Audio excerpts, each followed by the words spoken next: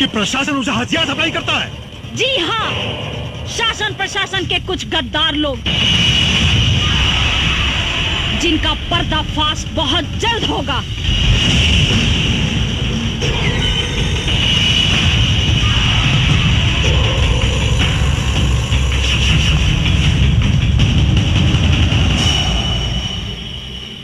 DIG साहब, यह औरत बहुत खतरनाक साबित हो सकेले। एकरा के कुछ करे के पड़ी। सर आप चिंता मत करिए, एक करता हम वो हाल करब कि केहो के जिंदगी भर मुंह दिखाए लायक न रह जाए।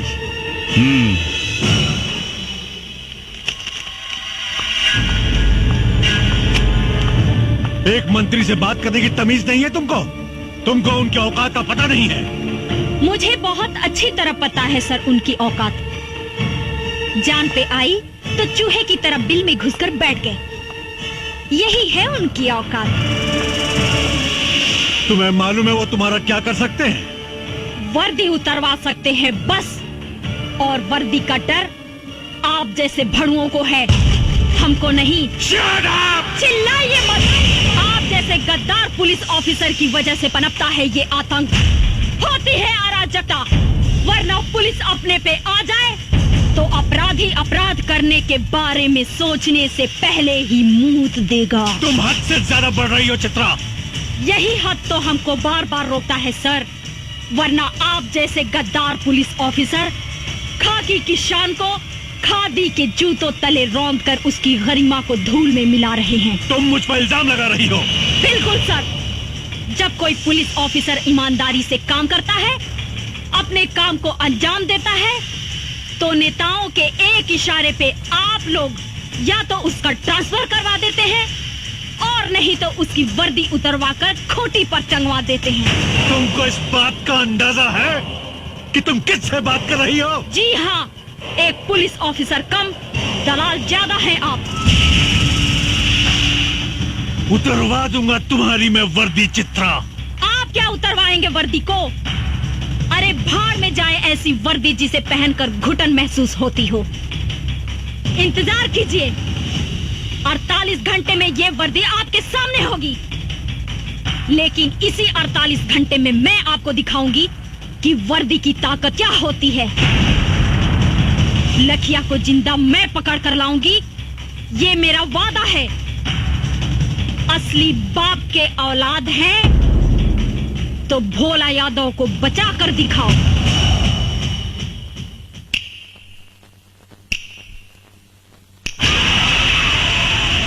टीवी पर अखबारों में आपको अपना फोटो देखकर बहुत अच्छा लग रहा होगा ना? क्या जरूरत थी लखिया को उंगली करने की? अरे कोनो काम करने से पहले ओकर रणनीति बनावे के पड़ेला। रणनीति बना बना के 5 साल बीत गए। लखिया के एगो तस्वीर भी निकाल पाओ नहीं रहो लोग। अरे हम तक कम से कम इतना तो कह दिहनी कि वो आत्मसमर्पण करे के ऐलान कर दिहलस। लेकिन भोला यादव के जान से मारे के धमकी भी दे ले बा। जी मंत्री जी, जल्दी हमारे बंगले पास जाओ। जी सर, मैं अभी आता हूँ। मंत्री जी का फोन था, मैं बाद में तुमसे मिलता हूँ।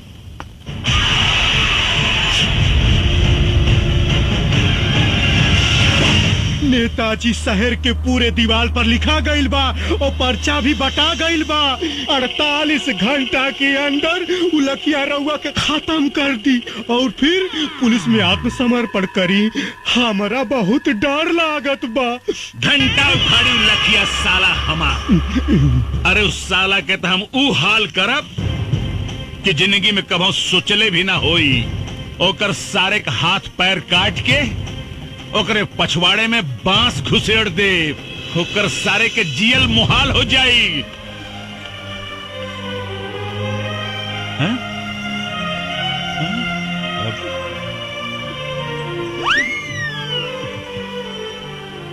अरे का कह रहल बाड़ू?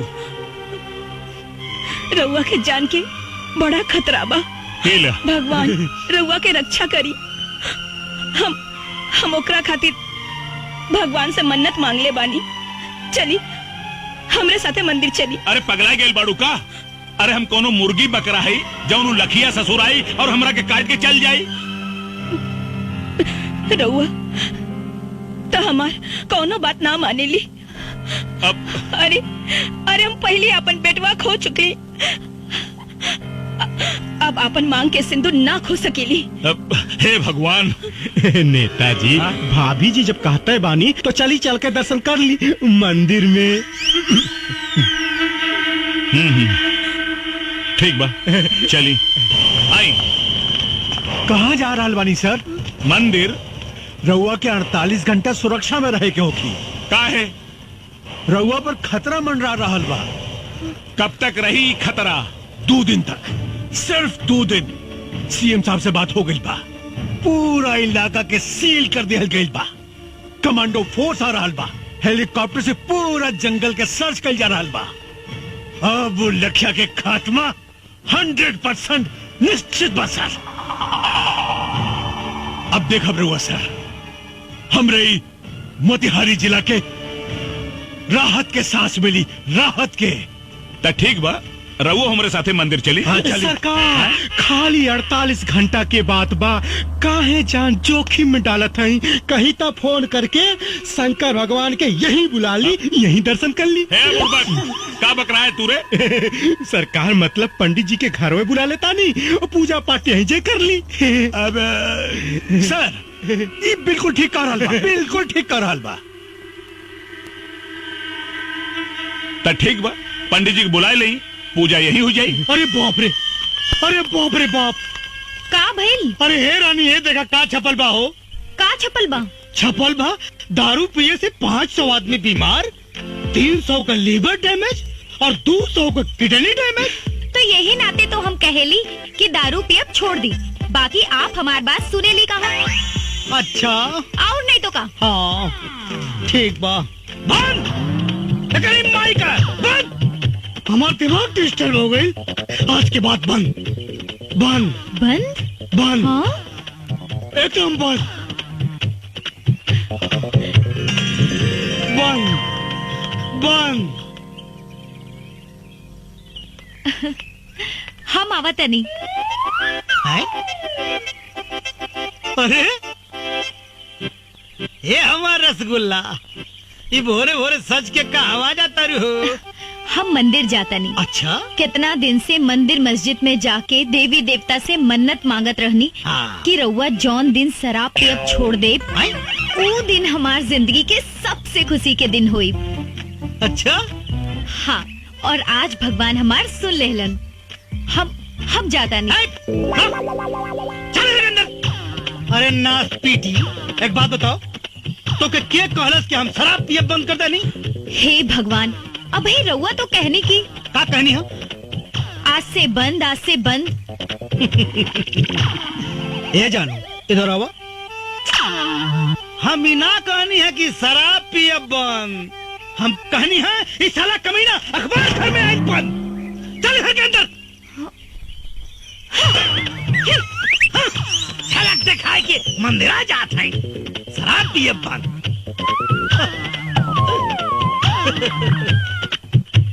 जियल अगर जरूरी बा तो पियल बहुत जरूरी बा।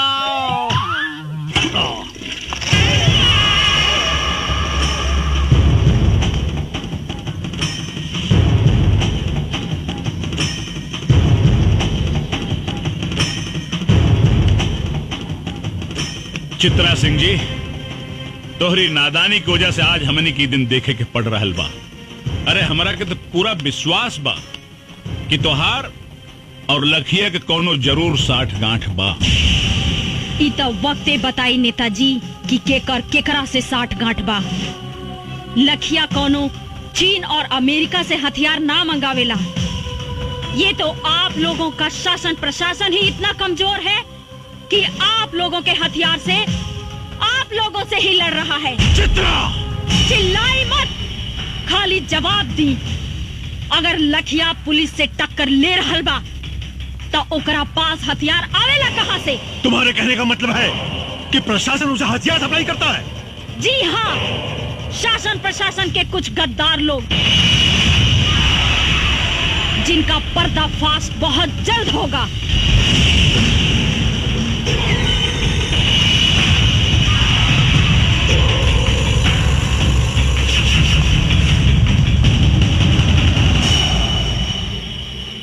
डीआईजी साहब, यह औरत बहुत खतरनाक साबित हो सकेले।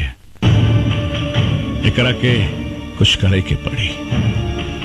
सर आप चिंता मत करिए, एक करता हम वो हाल करब कि केहो के जिंदगी भर मुंह दिखाए लायक न रह जाए।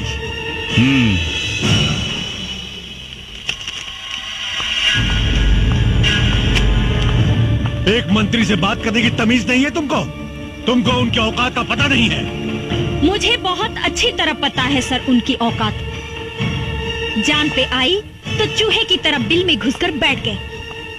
यही है उनकी औकात। तुम्हें मालूम है वो तुम्हारा क्या कर सकते हैं? वर्दी उतरवा सकते हैं बस। और वर्दी का डर आप जैसे भड़ुओं को है, हमको नहीं। Shut up! चिल्लाइए मत। आप जैसे गद्दार पुलिस ऑफिसर की वजह से पनपता है ये आतंक। होती है अराजकता, वरना पुलिस अपने पे आ जाए तो अपराधी अपराध करने के बारे में सोचने से पहले ही मुंह देगा। तुम हद से ज्यादा बढ़ रही हो चित्रा। यही हद तो हमको बार बार रोकता है सर, वरना आप जैसे गद्दार पुलिस ऑफिसर खाकी की शान को खादी के जूतों तले रौंद कर उसकी गरिमा को धूल में मिला रहे हैं। तुम मुझ पर इल्जाम लगा रही हो। बिल्कुल सर। जब कोई पुलिस ऑफिसर ईमानदारी से काम करता है, अपने काम को अंजाम देता है, तो नेताओं के एक इशारे पे आप लोग या तो उसका ट्रांसफर करवा देते हैं और नहीं तो उसकी वर्दी उतरवाकर खोटी पर टंगवा देते हैं। तुमको इस बात का अंदाजा है कि तुम किससे बात कर रही हो? जी हाँ, एक पुलिस ऑफिसर कम, दलाल ज्यादा हैं आप। उतरवा दूंगा तुम्हारी मैं वर्दी चित्रा। आप क्या उतरवाएंगे वर्दी को? अरे भाड़ में जाए ऐसी वर्दी जिसे पहनकर घुटन महसूस होती हो। इंतजार कीजिए, 48 घंटे में ये वर्दी आपके सामने होगी। लेकिन इसी 48 घंटे में मैं आपको दिखाऊंगी कि वर्दी की ताकत क्या होती है। लखिया को जिंदा मैं पकड़ कर लाऊंगी, ये मेरा वादा है। असली बाप के औलाद हैं तो भोला यादव को बचा कर दिखाओ।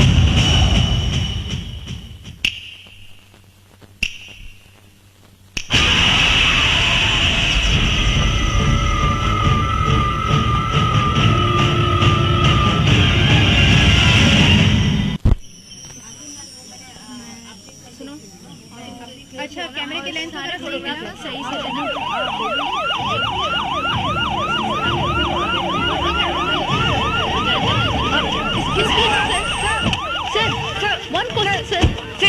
साहब, आप भोला यादव की सुरक्षा के लिए क्या व्यवस्था किए हैं? भोला यादव की सुरक्षा पूरी तरह से हो रही है। परिंदा पर भी नहीं मार सकता। लेकिन कब तक? बहुत जल्द हम लखिया को जड़ से खत्म कर देंगे। हमारी पूरी पुलिस फोर्स लखिया को युद्ध स्तर पर ढूंढ रही है। आप लोग चिंता मत कीजिए, बहुत जल्द हम आप लोगों को एक गुड न्यूज देने वाले हैं। लखिया का खात्मा तो होकर रहेगा, मैं उसे खत्म कर दूंगा। एक्सक्यूज मी सर। एसपी चित्रा सिंह जी, कहाँ बा लखिया? लखिया तो जंगल में छिपल बा। फिर तू यहाँ का कर रहल बाड़ू है? बतावे आइल बनी कि मुस्तैद रहिया बड़ा ही खतरनाक खिलाड़ी बा लखिया। आंख से सुरमा निकाल लेवेला और आंख के पता भी ना चलेला। लखिया के खाल खिंचवा के ओकरा में भूसा भरवा दे। तू हमरा के चीन्हे लो ना। ये तो वक्ते बताई कि के केकरा के खाल खिंचवाई। तहरा बात में तो लखिया के प्रति बड़ा हमदर्दी दिखाई देता है। ई राउर आंख के दोष बा, राउर नजर खराब हो गई बा, चश्मा लगवा ली। तभी से बात करा। और एक बात याद रखा, 2 घंटा बचल बा तारा के लखिया के गिरफ्तार करे में। अगर तू गिरफ्तार ना कैलू तो तोहार भी हम उहे हाल करब जवन एसपी पवन सिंह के कैनी। यही ना? चुप काहे हो गई? वर्दी के ताकत और वर्दी के औकात आपका जाने नी, हम जाने नी। डीआईजी साहब, जौना लखिया के रउआ लोग एगो तस्वीर तक हासिल ना कर पौनी, आज हम ओकरा साक्षात गिरफ्तार करके ले आइल बानी। कहाँ बा लखिया? तारा जेब में? ना, राउर बाप भोला यादव के स्वागत में बा। चल के देख ली।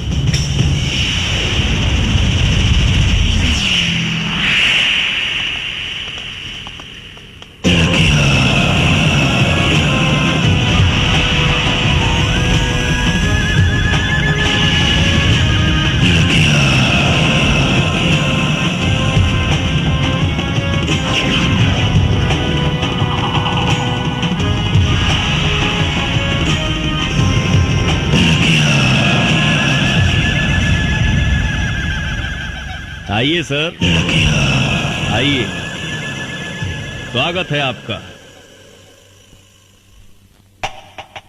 का भइल सर?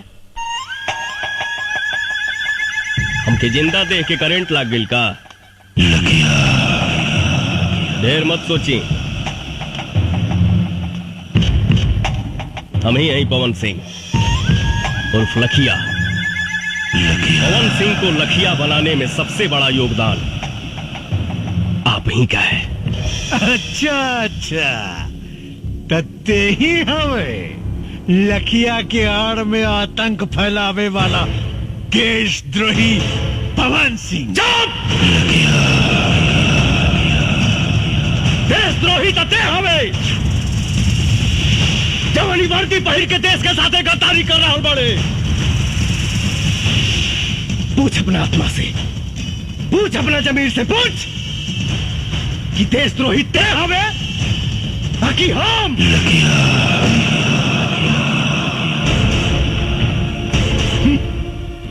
रस्सी जल गई मगर ऐठन ना गई।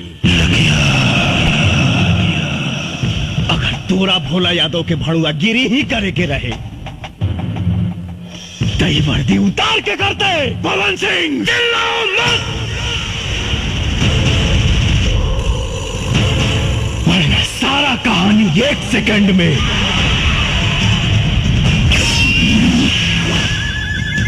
खत्म कर दे।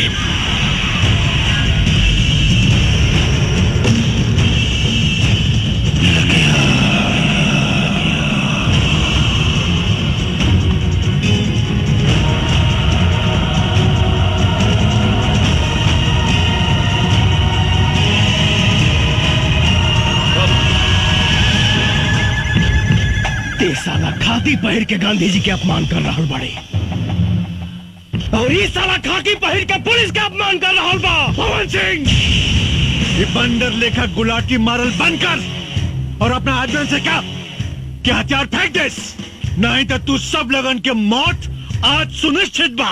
हे डीआईजी, है ये भाषणबाजी बंद कर और बाहर से फोर्स मंगाओ और खत्म कर, सारे के खत्म कर। खत्म तो हम तोहरा के करब रे। तो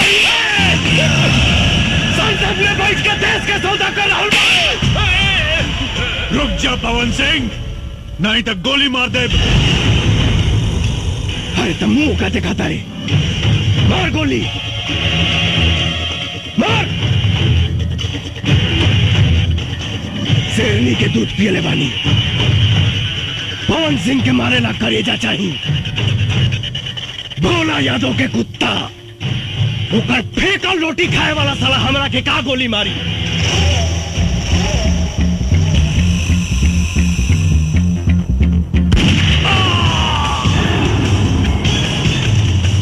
पवन सिंह, ये तुम ठीक नहीं कर रहे हो।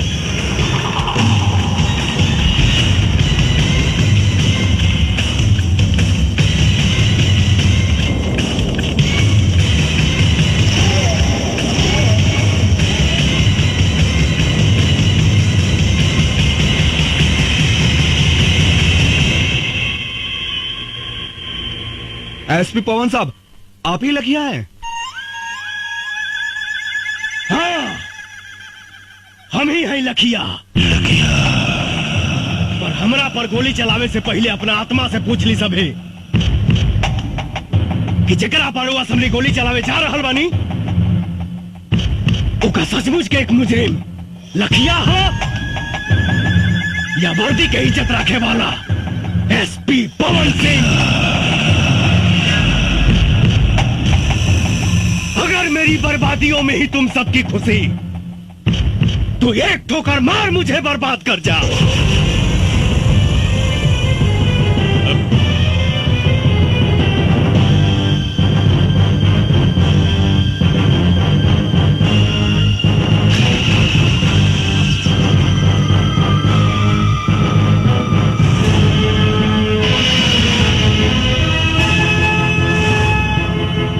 सर, हमने आपके जैसा ईमानदार पुलिस ऑफिसर नहीं देखा सर। हम आपके ऊपर गोली नहीं चला सकते सर। सर, अगर आप जैसे पुलिस ऑफिसर पर गोली चलाऊंगा तो घर जाके अपने बच्चों को क्या जवाब दूंगा? आप पर गोली चली तो हिंदुस्तान में भ्रष्टाचार और आतंक खत्म कर देने वाला आप जैसा ऑफिसर बनने की कोई भी हिम्मत नहीं करेगा सर। बंद करो ये बकवास। It's my order, shoot him. Sorry sir, हमें लखिया को मारने का आदेश मिला है, एसपी पवन सिंह को नहीं।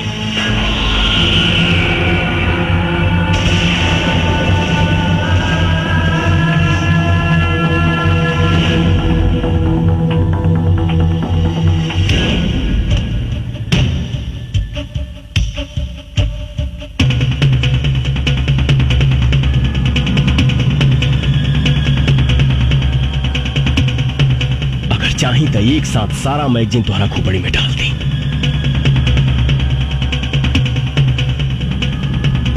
लेकिन सर,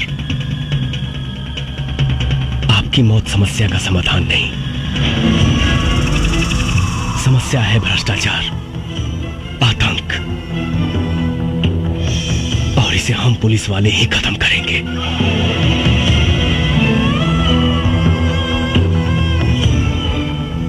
सर, पुलिस की इज्जत को मत मिटाइए, वरना लोगों का पुलिस पर जो बचा खुचा विश्वास है वो भी खत्म हो जाएगा।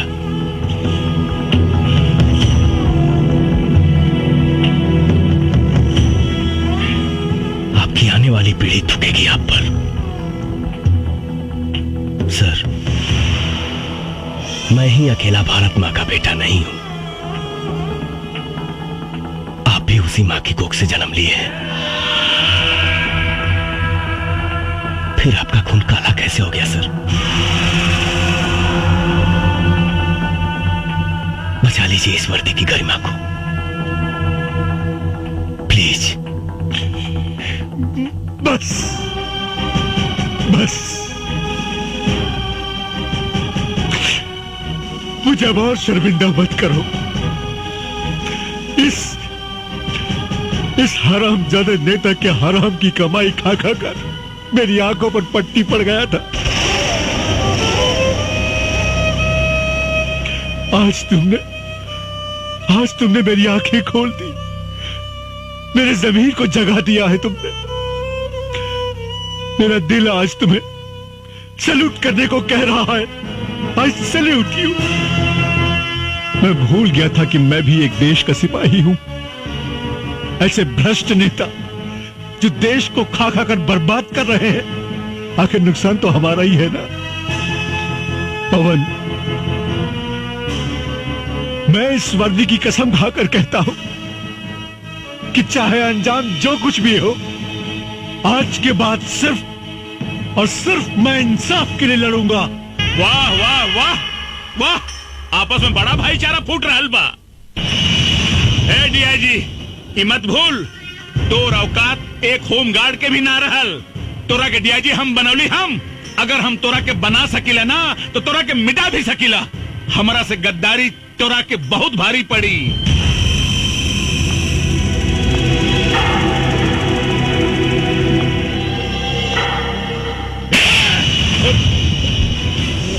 अंजाम की परवाह मऊगा करेले, मर्द ना। डीआईजी, हे साला, अरे तू अपने आप के मर्द कब से हो गए ले रे? जब से तोहरे जैसन मऊगा के साथ छूटल, अब मर्द के साथ मिलन।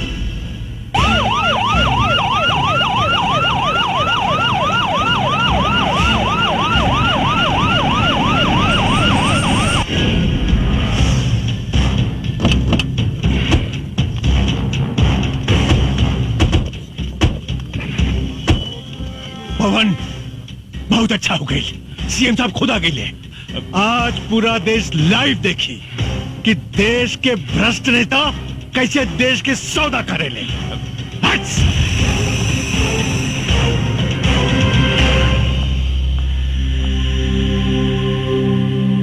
ये क्या हो रहा है डीआईजी? भोला यादव सुरक्षित तो हैं? जी सर, भोला यादव बिल्कुल सुरक्षित है, लेकिन लखिया ने उन्हें अपने कब्जे में ले लिया है। और एक बात सर, जिसे सुनकर आप सब लोगों को आश्चर्य होगा, लखिया और कोई नहीं, एसपी पवन सिंह ही है। क्या बकवास कर रहे हो?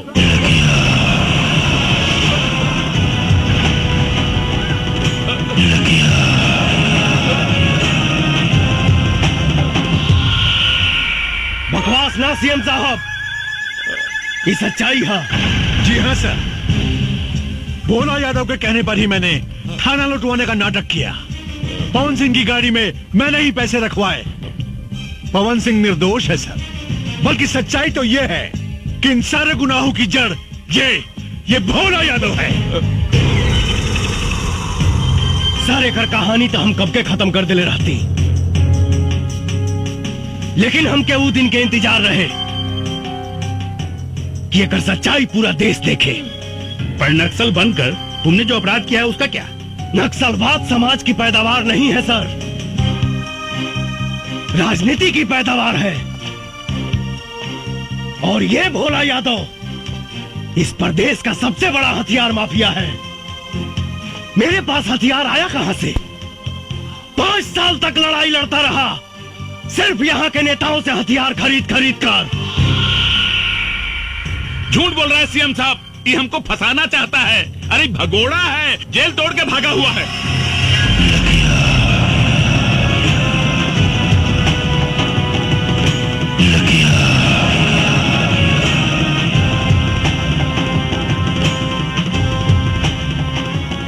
पूरा झूठ और सच के फैसला था अभी। सीटी करी लो रामायण। पवन, तुम अपने आप को कानून के हवाले कर दो और भोला यादव को छोड़ दो। मैं तुम्हें पूरा विश्वास दिलाता हूं, कानून तुम्हारे साथ इंसाफ जरूर करेगा। कानून भोला यादव के घर में झाड़ू लगावेला सर। कानून का सजा दे ये कि जिस भोला यादव की आप बात कर रहे हैं, आज से 25 साल पहले चाय की दुकान पे चाय बनाता था। एक हत्या के जुर्म में अंदर गया, बाहर आते ही प्रधान बना, ब्लॉक प्रमुख बना, विधायक बना और देखते ही देखते सांसद बन गया। कौन जानता है, हो सकता है कल को सीएम बने, परसों प्रधानमंत्री। क्या इस देश को हत्यारे चलाएंगे सर? सरकार ने इसको 1 लाख की सैलरी और 1 बंगला दिया है, लेकिन इसके पास 500 करोड़ की प्रॉपर्टी कहां से आई, किसी ने जानने की कोशिश की? नहीं। क्यों? सर, सच्चाई तो यह है कि इस देश को खतरा पाकिस्तान से नहीं, इस देश को खतरा चीन और जापान से नहीं, इस देश को खतरा है तो सिर्फ और सिर्फ यहाँ के नेताओं से है।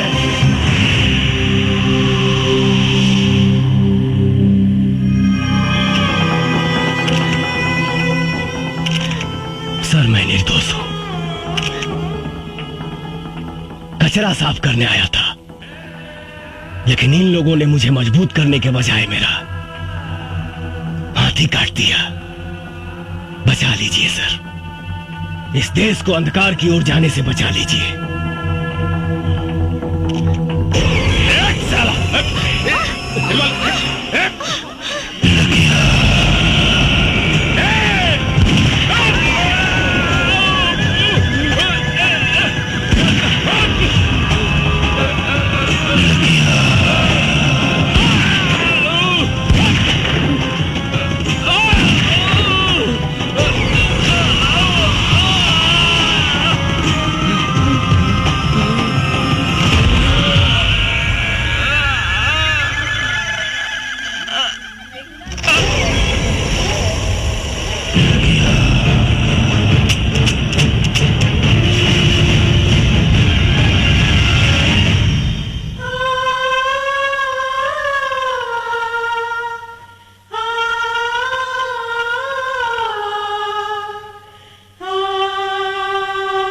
एसपी पवन सिंह ने वर्दी न पहनकर भी वर्दी वाला काम किया है।